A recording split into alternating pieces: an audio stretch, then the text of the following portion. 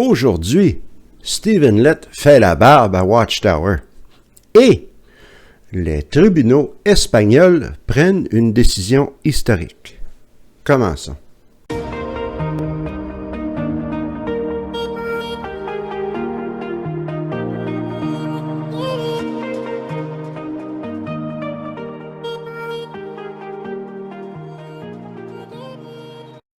Bienvenue à une nouvelle vidéo sur la vérité concernant Watchtower et les témoins de Jéhovah.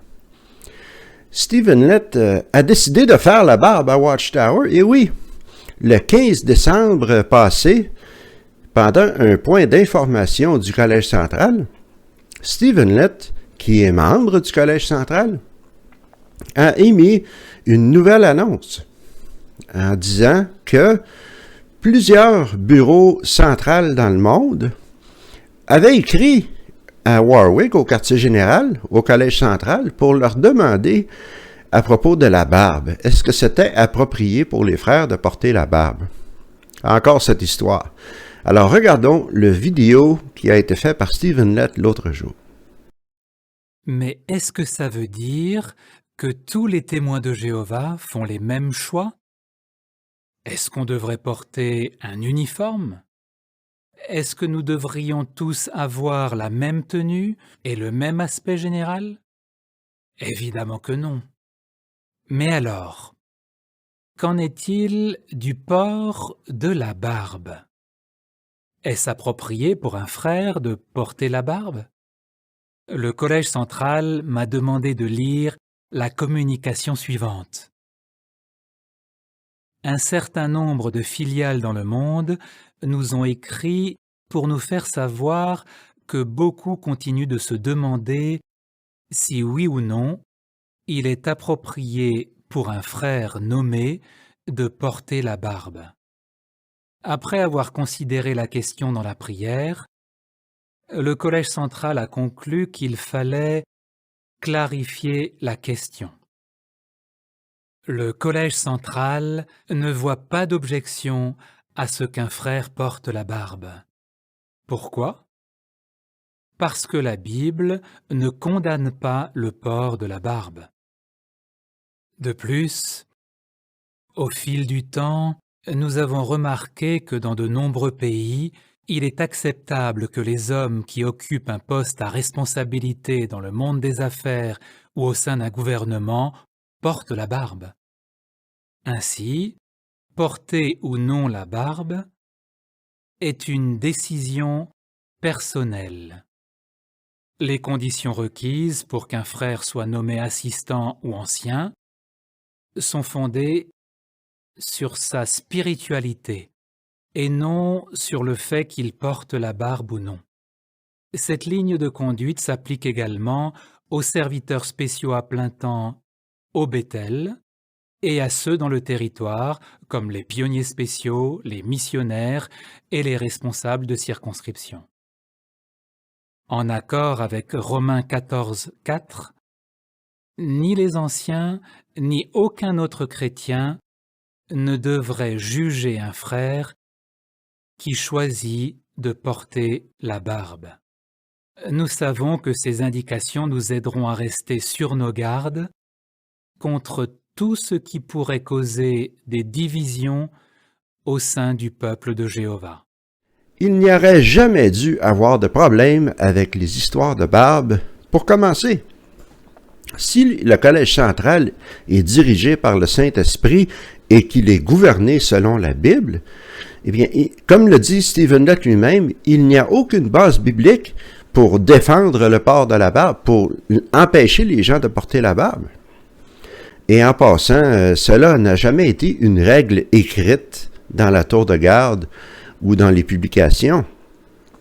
Ce n'est pas comme les règles sur la transfusion sanguine ou l'ostracisme ou des règles dans ce genre-là. C'était pratiquement une règle non écrite. Si tu avais une barbe, tu n'allais jamais être nommé serviteur ministériel ou ancien. Tu allais peut-être même recevoir des conseils sur ton apparence, mais on ne pouvait pas vraiment discipliner un frère parce qu'il avait la barbe. Mais finalement, c'est devenu une règle non écrite. Si tu voulais monter, il fallait que tu te rases. Mais pourquoi changer cette règle maintenant? Eh bien, je crois que cela fait partie du fait que la société Watchtower veulent se rajeunir. Ils se sont débarrassés d'Anthony Morris. Ils ont fait entrer des nouveaux membres du Collège central qui sont plus jeunes. Ils veulent devenir plus relax, si vous voulez l'exprimer ainsi, moins contrôlants, ce qui leur donnera une bonne apparence devant les tribunaux, le cas échéant, et devant les gouvernements lorsque les gouvernements décideront d'étudier les tactiques et les façons de procéder de Watchtower. Maintenant que l'histoire de la barbe, cette tempête dans un verre d'eau, est réglée, passons aux choses sérieuses. Les tribunaux espagnols qui prennent une décision historique. Il y a quelques jours, une cour en Espagne a qualifié la société Watchtower comme étant une secte et a catégoriquement rejeté une poursuite que la dite société Watchtower avait faite contre une association de victimes des témoins de Jéhovah en Espagne. Nous allons récapituler toute cette histoire. Il y a eu deux cas, en fait. Un cas que Watchtower a gagné, mais le cas important, ils l'ont perdu. Alors, je vais essayer de vous guider à travers tout cela et nous allons étudier la question. Il y a 2 ans et demi, la société Watchtower en Espagne ont décidé de poursuivre en justice civile, l'Association espagnole des victimes des témoins de Jéhovah pour diffamation et aussi, ils voulaient un dédommagement monétaire. Alors, que voulait exactement Watchtower? Eh bien, voici. La première chose qu'ils voulaient, c'est qu'on procède à l'élimination du nom de l'Association espagnole des témoins de Jéhovah dans le registre national des associations. Ils voulaient que cela soit éliminé. Ensuite, on voulait l'élimination du site Internet des victimes des témoins de Jéhovah en Espagne, de cette association, ainsi que toutes les pages Facebook et de Twitter de cette même association. On voulait aussi la cessation de la divulgation de commentaires ou d'informations qui étaient injurieuses envers Watchtower à travers n'importe lequel média, incluant les journaux, et ceci deviendra important dans quelques minutes. Et on voulait un dédommagement monétaire qui, en fait, était seulement de 25 000 €. On va y revenir un petit peu plus tard. Et finalement, on voulait que les journaux et les médias publient en tête de ligne les résultats de cette sentence, de la même façon qu'ils avaient publicisé les choses négatives sur Watchtower. Alors, dans tous les médias, que ce soit les journaux, la télévision, l'Internet, il y a eu beaucoup d'articles critiques envers les témoins de Jéhovah, comme nous allons en parler dans quelques instants. Et Watchtower voulait que tout ceci soit rétroactivement effacé, si on veut. Et une autre chose que Watchtower voulait, c'est que l'Association des victimes des témoins de Jéhovah paie les frais des tribunaux pour cette poursuite. Il y a plusieurs médias qui ont entendu parler de cette poursuite, entre autres le journal El Mundo, qui est un journal assez important en Espagne. Ils ont donc décidé d'écrire un article là-dessus et ils ont interviewé certains des membres de cette association des victimes des témoins de Jéhovah en Espagne et ils ont publié un article le 21 novembre 2022. La société Watchtower a poursuivi le journal El Mundo pour diffamation et ont gagné en octobre 2023. Et voici ce que le tribunal qui a géré cette affaire, qui a octroyé la victoire à Watchtower, a dit. Et vous verrez que le tribunal n'a vraiment pas fait son travail, n'a pas enquêté. Le tribunal a estimé que cet article portait indiscutablement atteinte aux témoins de Jéhovah et qu'il était objectivement nuisible à la réputation et la crédibilité des témoins de Jéhovah, dont les pratiques sont dépeintes comme étant sectaires. Le mot secte est d'ailleurs utilisé pour la nommer. Cette information portait indéniablement atteinte à la dite association religieuse. Alors tout le monde sait que Watchtower, c'est une secte. Ce n'est pas une fausse information de dire cela. J'ai fait une vidéo là-dessus. Et quiconque fait le moindrement des recherches sur le sujet, vous allez voir que la plupart des experts disent que Watchtower et les témoins de Jéhovah constituent une secte. Alors, le tribunal n'a pas fait son travail ici. Ils n'ont pas fait leur recherche. Quoi d'autre ont-ils dit? Ils ont cherché à établir si les allégations dans l'article étaient inexactes pour arriver à la conclusion que la plupart l'étaient. Alors, quelles étaient ces allégations? Le premier élément marquant est le titre de l'article, où on parle des témoins de Jéhovah comme étant une secte. Et je l'ai déjà dit, les témoins de Jéhovah, c'est une secte. Ils constituent peut-être une confession religieuse dûment inscrite sous le numéro 00068 dans la section générale « Religion minoritaire » dans les entités religieuses au gouvernement espagnol, mais il constitue néanmoins une secte. D'autre part, le tribunal dit que, d'un point de vue légal, il est erroné de classer l'organisation des témoins de Jéhovah comme une secte, puisque, dans le contexte du dit article, ceci lui confère un caractère pernicieux et nuisible, qui contraste avec les autres confessions religieuses reconnues par les lois du pays. Le point de vue légal, je m'en fous. On parle ici de la réalité. Les témoins de Jéhovah sont une secte. Et peu importe leur statut légal dans le gouvernement, cela ne change rien. Le tribunal a pris une très mauvaise décision, une très mauvaise interprétation de la loi. Quoi d'autre ont-ils dit? Eh bien, en parlant de l'article du journal El Mundo, il parle des témoignages des victimes d'abus sexuels au sein de la dite confession religieuse, et aussi au sujet de l'Australie, où les témoins de Jéhovah auraient caché au-dessus de 1000 cas de pédophilie, d'agression sexuelle sur des enfants. Et on le sait que c'est pas auraient caché, ils les ont cachés. S'ensuit plusieurs témoignages de témoins de Jéhovah ou d'ex-témoins de Jéhovah qui auraient été abusés sexuellement pendant des années. L'article cite un autre ex-membre de la communauté qui avait été menacé constamment d'être victime d'un comité judiciaire s'il parlait de viols présumés dont il avait connaissance. Je crois qu'il s'agit ici d'un ancien. Et on sait que tout cela se produit dans des milliers de congrégations dans tous les pays du monde. On n'a qu'à regarder du côté de la Pennsylvanie. J'ai fait plusieurs vidéos là-dessus. Tout est étalé, tout est là. Quiconque fait le moindrement de recherche va trouver ces faits, mais le tribunal n'a pas fait ces recherches. Ils ont même conclu que ces faits sont inexacts et contribuent à décrédibiliser davantage la société Watchtower. Quelle foutaise! Quelle connerie! Le tribunal dit aussi qu'aucune preuve d'inculpation n'a été retenue contre la dite organisation sur les affaires mentionnées en Australie. Et ceci, c'est parce que la plupart de ces cas sont tellement vieux, ils datent des années 50, 60 et 70, que le délai pour poursuivre ces choses au tribunal est passé. Il continue en disant, la Cour en Espagne, les informations des cas d'abus sexuels en Australie sont tout à fait inexactes. Je suis désolé, messieurs du tribunal, mais ce n'est pas inexact. C'est arrivé. Faites vos recherches, s'il vous plaît. D'une manière générale, dit la Cour, toute information qui a trait aux abus sexuels devrait être considérée comme inexacte. Encore une fois, quelle foutaise! Le troisième point abordé touche à l'ostracisme chez les témoins de Jéhovah. Ce terme renvoie à la recommandation vraiment faite aux membres de la communauté des témoins de Jéhovah face à ceux qui ont été exclus ou qui se sont désassociés de ne pas les fréquenter.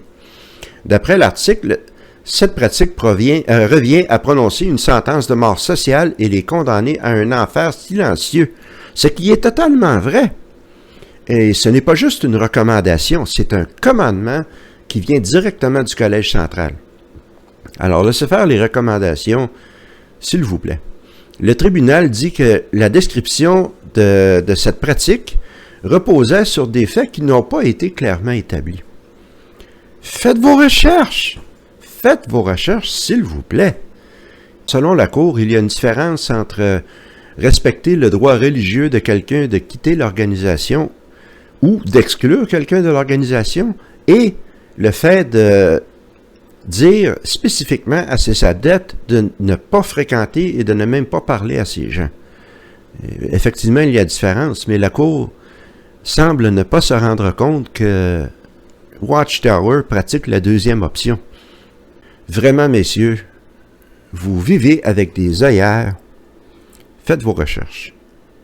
Renseignez-vous. Pour finir, le tribunal a dit qu'il ne s'agissait pas de censurer une opinion, mais de sanctionner par loi les faits erronés ou indiscutablement faux qui ont été établis par l'article. Erronés et indiscutablement faux, messieurs les juges, ces faits ne sont pas erronés et ne sont pas faux. En fait, je dirais qu'ils sont indiscutablement vrais. Mais, que voulez-vous? Watchtower ont gagné ce procès. Il avait peut-être donc droit de se sentir de fort bonne humeur pour l'autre procès en diffamation qu'ils ont fait directement contre l'Association des victimes des témoins de Jéhovah. Alors, qu'a fait l'avocat de l'association? Eh bien, il a réuni 70 individus, membres de cette association, et ils ont tous fait un témoignage par écrit de leur expérience, et il y a peut-être 11 personnes qui ont témoigné directement en cours devant le juge. Et lorsqu'ils ont donné leur témoignage, les histoires qu'ils ont racontées sur comment ils ont été traités et victimisés par Watchtower étaient atroces. Tellement atroces que beaucoup de gens en cours se sont mis à pleurer à cause des histoires qui étaient présentées. Ça a pris 3 sessions de cours pour entendre tous les témoignages de ces 11 victimes. Le procès a terminé le 30 janvier 2023. Alors, il est important de noter que l'Association des victimes avait le soutien du ministère des poursuites espagnol qui représente la loi et l'État et qui intervient toujours dans des processus où il y a une violation alléguée des droits fondamentaux, que ce soit aux criminels ou, comme dans ce cas, aux civils. Le ministère des poursuites a décidé de faire une déclaration et ils ont dit sommairement, je vais résumer la chose, que toute l'information qui est donnée par l'Association des victimes des témoins de Jéhovah d'Espagne fait partie de la liberté d'expression, la liberté de parole, ce qui est très important comme étant un droit fondamental.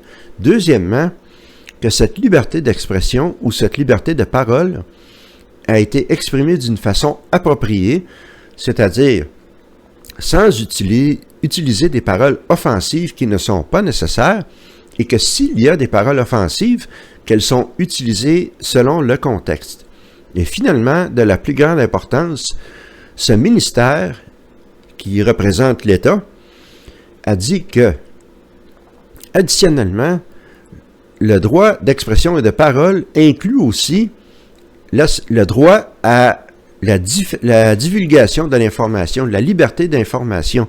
Qu'est-ce que cela veut dire? Ils ont le droit d'avertir la société en général à travers une analyse critique des croyances de Watchtower, exactement comme je le fais sur cette chaîne, dans le monde entier, tous les activistes, que ce soit sur Internet ou YouTube, il y a ce droit à l'information. Ils ont donc le droit de donner cette information aux gens de l'Espagne et même dans le monde entier.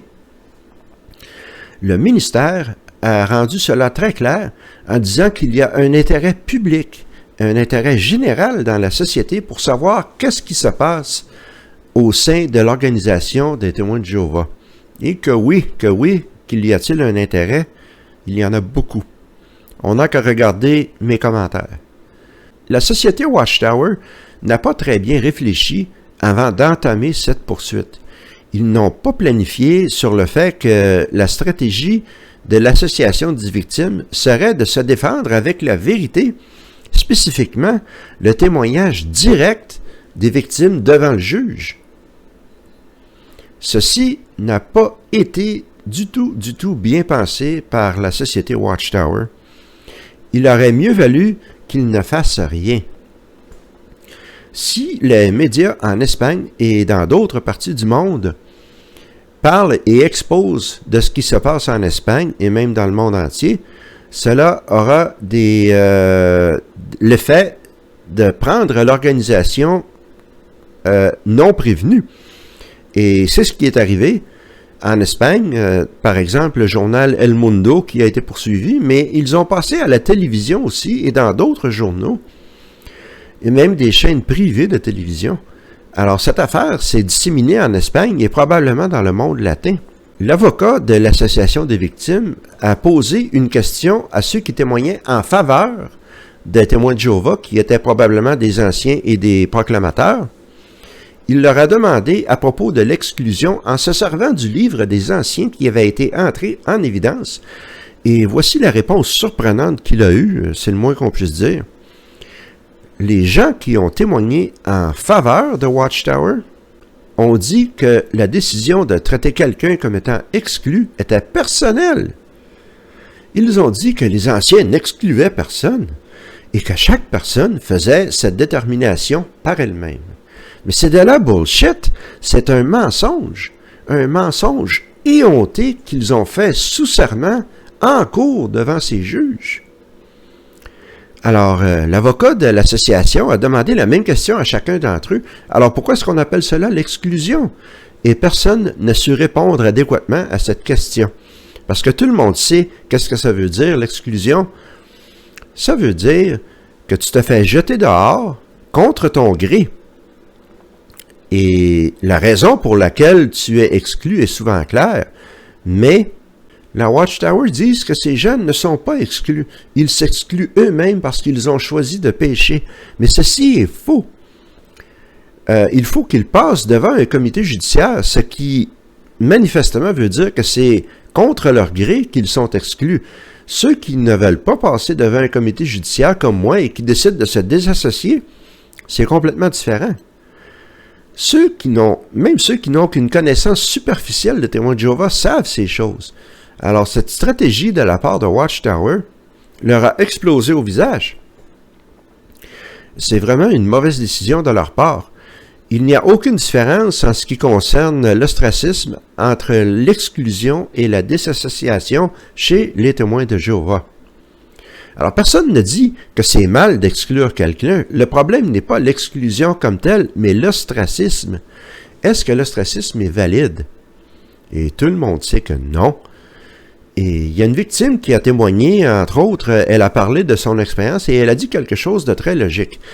Il a dit que Watchtower prêche la liberté religieuse, qu'on devrait leur donner à Watchtower de la liberté religieuse, qu'ils ne devraient pas être persécutés, et ceci est bon.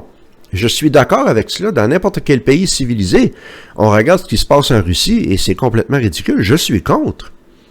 La liberté religieuse est sacrée. Et il a rajouté que pour cette raison, il ne comprenait pas pourquoi, lorsqu'il a exercé son droit de se désassocier, son droit à la liberté religieuse, de quitter les témoins de Jéhovah, toute sa famille et tous ses amis dans plusieurs congrégations, environ 400 personnes, ont été obligés de ne pas respecter sa décision en faisant l'ostracisme envers lui au point de ne même pas lui parler. Un point très valide. Et le juge a compris de quoi il parlait. Une autre stratégie ridicule que Watchtower ont suivi, c'est qu'il n'y a pas qu'une seule poursuite en diffamation, il y en a 4. Alors, il y en a une contre l'association elle-même, il y en a une contre le président de cette association, une contre le secrétaire de cette association et une autre contre l'administrateur des réseaux sociaux de cette administration. Alors, 4 poursuites au lieu d'une. Et on se demande pourquoi. Parce que, qu'est-ce que cela fait? Cela crée de la confusion. Et on ne sait plus qui a dit quoi. C'est une confusion complète. On ne peut pas dire si c'est l'association qui a dit quelque chose ou si c'est le président qui l'a dit, si c'est le secrétaire qui l'a dit. Et c'est une confusion que l'avocat de l'association des victimes a utilisée pour son profit, car il a dit que ces 4 poursuites revenait à gaspiller le temps de la cour parce que c'était 4 poursuites pour la même offense sur 4 personnes différentes. D'un point de vue légal, l'association est une personne, c'est elle qui constitue une personne légalement parlant qui fait ces déclarations. Et les 3 autres sont membres de cette association. Donc l'avocat a montré que cette tactique de diviser la poursuite en 4 revenait à faire 4 poursuites différentes pour les mêmes offenses. Lorsque Watchtower ont vu que cette stratégie leur avait une fois de plus explosé au visage, ils ont fait une pétition à la Cour de réunir les 4 poursuites en une. Mais les juges ont rapidement compris ce que Watchtower essayait de faire. Ils ont reconnu cette tactique et ils ont dit non, pas question. Nous ne vous permettrons pas de faire cela. Vous avez choisi cette méthode, et bien maintenant, vous devez aller jusqu'au bout. Donc, Watchtower ont perdu ce combat. Watchtower cherche non seulement à éliminer le nom et l'existence de l'association des victimes, mais ils veulent une compensation monétaire. Et c'est vraiment intriguant, le dernier jour, lors des arguments de fermeture des avocats, alors on est à la fin du procès, c'est là que l'avocat de Watchtower mentionne qu'ils veulent une compensation monétaire. Et il dit qu'on devrait demander au moins 350 000 € au minimum et on serait justifié à demander des millions d'euros. Mais pour rendre service à la pauvre petite association des victimes des témoins de Jéhovah, on va leur demander seulement 25 000 €, malgré les énormes torts que l'association a causés à la religion. Mais en tant que stratégie, je ne comprends pas cette démarche. L'avocat de l'association a même dit, écoutez, vous ne me fournissez aucune preuve, et c'est un très petit montant, 25 000 € dans ce genre de poursuite, c'est comme le change dans le fond de votre poche. Et l'avocat a dit, ben vous ne me dites pas pourquoi vous avez besoin de cet argent. Quelle est la base de cette demande? Quelle est la raison?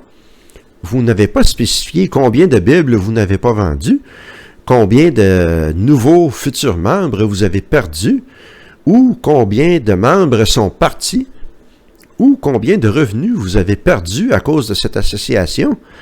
Vous ne m'avez pas donné aucune preuve, alors je dois tout simplement vous donner 25 000 € parce que vous l'avez dit. C'est ridicule, c'est complètement ridicule. Et il faut dire que, en lançant cette poursuite, Watchtower ont attiré l'attention des médias encore plus. Et ceci est d'un grand intérêt dans tous les médias. En entamant cette action, Watchtower se sont causés des dommages collatéraux à eux-mêmes. Parce qu'on sait que le Collège central dit toujours aux témoins de Jéhovah, par les publications, par les diffusions, que les témoins de Jéhovah ne devraient pas lire ou écouter les nouvelles négatives au sujet des témoins de Jéhovah. Mais que va-t-il se passer maintenant avec autant de médias qui vont parler de ce procès en Espagne et ailleurs? Cette information va inévitablement trouver son chemin entre les mains de témoins de Jéhovah ordinaires individuels. D'une façon ou d'une autre, cela va couler. Et cela va causer du tort à l'organisation Watchtower. Du bien pour les gens. C'est une stratégie questionnable de la part de Watchtower. Et je dois dire que cette stratégie s'est avérée questionnable car Watchtower ont perdu cette poursuite, comme je l'ai dit au début du vidéo. Alors voici ce que la Cour a dit il y a quelques jours à peine. Il voulait que l'association des victimes soit éliminée, que leur site web soit éliminé. Il voulait avoir une compensation monétaire, blablabla. C'est ce que Watchtower voulait. Mais qu'est-ce qu'ils ont eu? Eh bien, comme on dit en espagnol, nada, zilch, zéro, même moins que rien. Premièrement, la société Watchtower d'Espagne a dû payer tous les frais des tribunaux. Mais pourquoi est-ce que je dis qu'ils ont eu moins que rien? Eh bien, ils se sont encore une fois tiré une balle dans le pied en faisant cette poursuite. C'était une grosse erreur. Ils ont assumé le rôle de Goliath contre la petite association qui jouait le rôle de David. Et peut-être que Watchtower aurait dû se souvenir de ce qui est arrivé à Goliath. Même s'il gagnait, il passerait pour des intimidateurs, pour le gros garçon dans la cour d'école qui matraque le petit garçon. Et s'il perdait, ce serait encore pire pour eux. Mais je ne crois qu'ils ne réalisent pas à quel point c'est pire pour eux. Ce cas est devenu beaucoup plus qu'une simple poursuite en diffamation que Watchtower ont perdu. Ceci a des ramifications et des conséquences pour le travail mondial des témoins de Jéhovah. Peut-être est-ce que c'est pour cela que la Cour a pris si longtemps à établir son verdict. N'oubliez pas que le procès est terminé le 23, c'est-à-dire en janvier 2023. Et un an plus tard, ou presque, on a eu le verdict. On s'attendait à un verdict au mois de mai, mais ça a pris beaucoup plus de temps. Alors, la Cour a dit que la dénomination religieuse des témoins de Jéhovah constitue une secte. Ils l'ont dit ouvertement. La Cour explique que les publications des témoins de Jéhovah donnent l'évidence d'un contrôle excessif qui est exercé sur les membres à propos de sujets que la société espagnole moderne trouverait positifs, tels que des études universitaires, des relations avec des gens de différentes religions, ou des gens qui n'ont pas de religion, des mariages avec des gens qui ont des foi différentes, comme étant un signe de pluralisme et de coexistence paisible et normale. En disant qu'une religion a le droit d'établir ses propres règlements là-dessus, la Cour a aussi rajouté que la société Watchtower utilisait leur puissance religieuse pour grandement contrôler les adeptes et ses membres avec un endoctrinement coercif. Et finalement, l'insistance de l'organisation de savoir tous les détails de certaines relations, amoureuses ou non, son manque de confiance envers les témoignages directs de victimes d'abus sexuels et son insistance de consulter les anciens avant de prendre quelque démarche que ce soit envers les autorités policières, tout cela pointe à un système de hiérarchie complexe et expose une atmosphère de supervision insistante et constante. De plus, l'absence d'une relation avec des gens qui ne partagent pas leur foi crée une ambiance ou un environnement d'isolation et de ségrégation sociale. Le dictionnaire espagnol définit le mot secte ou secta comme étant une communauté fermée d'une nature spirituelle qui est guidée par un ou des chefs qui exercent un contrôle charismatique sur leurs adeptes. Et par contrôle charismatique, on veut dire aussi un endoctrinement très persuasif, un lavage de cerveau, si vous voulez l'appeler ainsi, un contrôle total. Alors, l'élément clé de cette définition est que la communauté religieuse en question est coupée de la société. Peut-être que Watchtower ont décidé de se tirer une autre balle dans le pied. Ils commencent à manquer de pied. Ils vont peut-être décider de faire appel de cette décision à la Cour suprême européenne. Et je ne dirais pas qu'ils ne le feront pas. Cela ne m'étonnerait pas de leur part, car ils sont extrêmement arrogants. Cette poursuite en Espagne a été un énorme gaspillage de ressources et de temps pour Watchtower. Si ils décident d'aller en appel jusqu'à la Cour suprême européenne, la Cour suprême européenne pourrait très probablement et presque certainement être d'accord avec la Cour espagnole. Ceci voudrait dire que la religion des témoins de Jéhovah serait légalement considérée comme étant une secte à travers tous les pays de l'Union européenne.